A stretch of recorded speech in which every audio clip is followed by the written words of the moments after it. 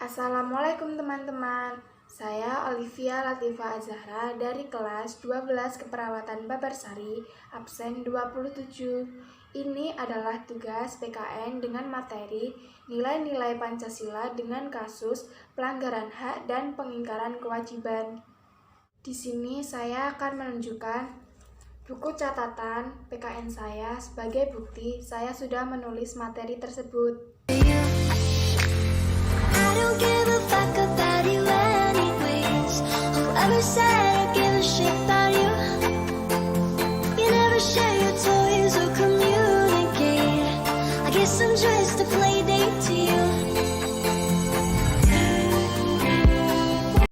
Pancasila berasal dari istilah Sanskerta, yaitu panca yang berarti 5 dan sila yang berarti prinsip atau dasar.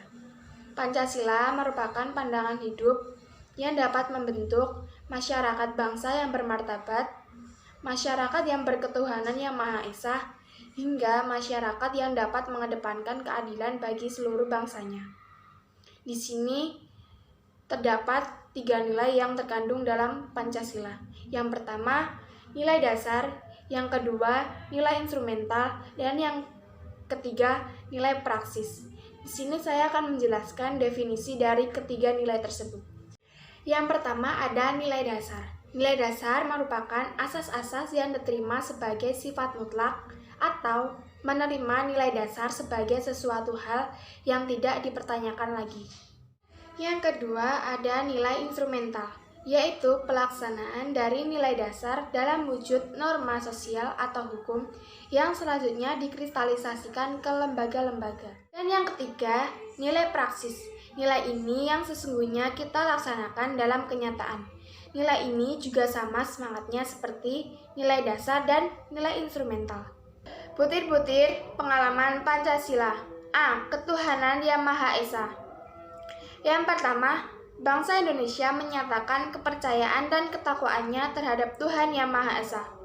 Yang kedua, manusia Indonesia percaya dan takwa terhadap Tuhan Yang Maha Esa sesuai dengan agama dan kepercayaannya masing-masing menurut dasar kemanusiaan yang adil dan beradab. Yang ketiga, mengembangkan sikap hormat, menghormati, dan bekerja sama antara pemeluk agama dan penganut kepercayaan yang berbeda-beda terhadap Tuhan Yang Maha Esa. Yang keempat, membina kerukunan hidup di antara sesama umat beragama dan kepercayaan terhadap Tuhan Yang Maha Esa. Yang kelima, agama dan kepercayaan terhadap Tuhan Yang Maha Esa adalah masalah yang menyangkut hubungan pribadi manusia dengan Tuhan Yang Maha Esa. Yang keenam, mengembangkan sikap menghormati kebebasan dalam menjalankan ibadah sesuai dengan agama dan kepercayaan masing-masing. Yang ketujuh, tidak memaksakan suatu agama dan kepercayaan terhadap Tuhan Yang Maha Esa. B. Kemanusiaan yang adil dan beradab. Yang pertama, mengakui dan memperlakukan manusia sesuai dengan harga dan martabat sebagai makhluk Tuhan Yang Maha Esa.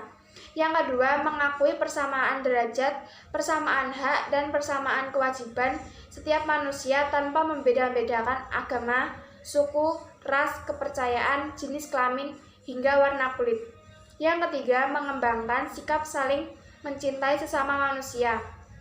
Yang keempat, mengembangkan sikap saling tenggang rasa dan tepat selera. Yang kelima, berani membela kebenaran dan keadilan.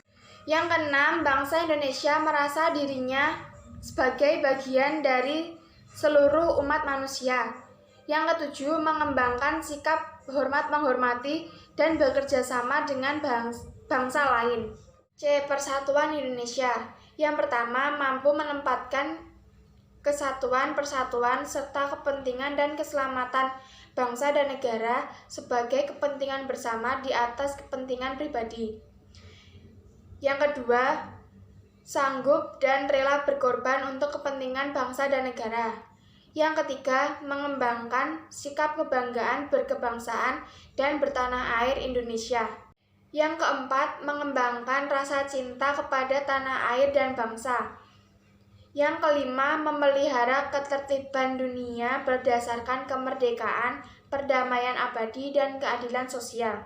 Yang keenam, mengembangkan persatuan Indonesia atas dasar Bhinneka Tunggal Ika. Yang ketujuh, mengembangkan pergaulan demi persatuan dan kesatuan bangsa. D. Kerakyatan yang dipimpin oleh hikmat kebijaksanaan dalam permusyawaratan perwakilan. Yang pertama, tidak boleh memaksakan kehendak kepada orang lain.